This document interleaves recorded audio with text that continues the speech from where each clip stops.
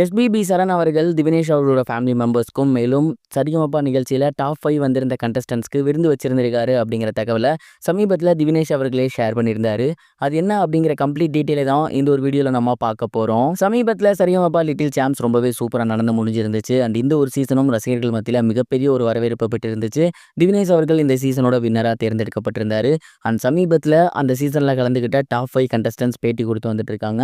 அந்த வகையில் திவினேஷ் அவர்கள் என்ன சொல்லியிருந்தாரு அப்படின்னா, உண்மையிலேயே இந்த சீசன் எங்களுக்கு ரொம்ப பிடிச்சிருந்துச்சு. எல்லாருமே ஒரு ஃபேமிலி மாதிரி இருந்தோம். குறிப்பாக ஒவ்வொரு ஜட்ஜஸுமே ஒவ்வொன்று பண்ணுவாங்க. அதில் சரண் சார் என்ன பண்ணியிருந்தாரு அப்படின்னா, எப்போதுமே செட்டில் எங்கள் எல்லாருக்குமே ஸ்நாக்ஸ் வாங்கிட்டு வந்து கொடுத்துருவாரு. அண்ட் நாங்கள் எது கேட்டாலுமே அதை பண்ணிடுவார். சீசன் முடிஞ்சதுக்கப்புறம் ஃபைனல்லாம் முடிஞ்சதுக்கப்புறம் சரண் சார் வந்து எங்கள் 5 பேரையுமே கூப்பிட்டு எங்களோட வீட்டுக்கு வாங்க அப்படின்னு சொல்லியிருந்தாரு. அண்ட் நாங்கள் 5 பேருமே அவரோட வீட்டுக்கு போயிருந்தோம். அங்கே தடபுடலாக விருந்து வச்சுருந்தாங்க.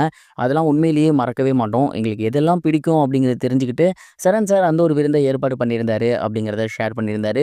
அண்ட் அது மட்டும் இல்லாமல் தனியாக எங்களோட ஃபேமிலி மெம்பர்ஸை இன்வைட் பண்ணியிருந்தாரு. ஒரு நாள் நாங்கள் போயிருந்தோம். அப்போ எங்கள் அப்பா அம்மாவுக்கு என்னென்ன பிடிக்குமோ அதெல்லாமே கேட்டு அவங்களோட வீட்டில் பண்ணி வச்சுருந்தாங்க. அண்ட் எனக்கு என்ன பிடிக்கும் அப்படிங்கிறத கேட்டு பண்ணி வச்சுருந்தாங்க. அது மட்டும் இல்லாமல் உங்களுக்கு என்ன ஹெல்ப் வேணும்னாலுமே கேளுங்க. உங்களுக்கு ஏதாவது பர்சனல் ஹெல்ப்பாக இருந்தாலும் சரி, இல்லை திவினேஷ் அவர்களோட படிப்பு ரிலேட்டடாக இருந்தாலும் சரி, இல்லை பாட்டு பாடுற விஷயமாக இருந்தாலும் சரி, எதுனாலுமே தயக்காமல் ஹெசிடேட் பண்ணாமல் என்கிட்ட கேளுங்க.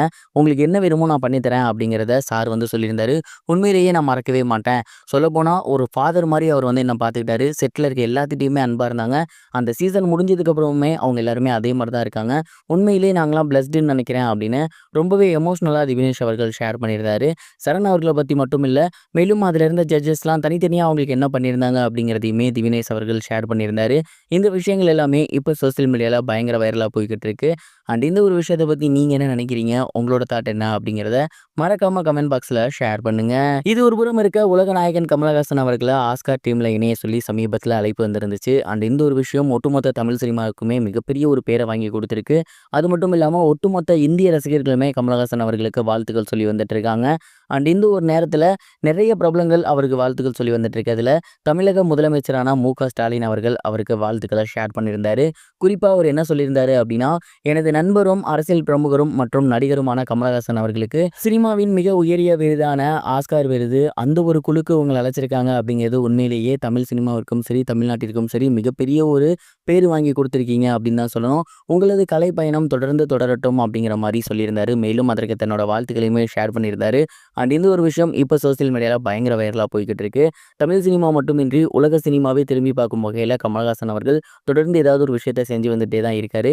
அந்த வகையில் சமீபத்தில் ஆஸ்கார் குழுவில் அவர் இடம் பெற்றிருக்காரு அப்படிங்கிறது உண்மையே தமிழ் சினிமாவுக்கு மிகப்பெரிய பேர் தான் நான் நினைக்கிறேன். நீங்கள் என்ன நினைக்கிறீங்க? மறக்காமல் கமெண்ட் பாக்ஸில் ஷேர் பண்ணுங்கள். இது வரைக்கும் கனெக்டிங் டிவிக்கு சப்ஸ்கிரைப் பண்ணனா மறக்காமல் சப்ஸ்கிரைப் பண்ணிக்கங்க. உடனடி அப்டேட்ஸ் பெறுவதற்கு நோட்டிஃபிகேஷன் பெல்லையும் கிளிக் பண்ணிக்கங்க.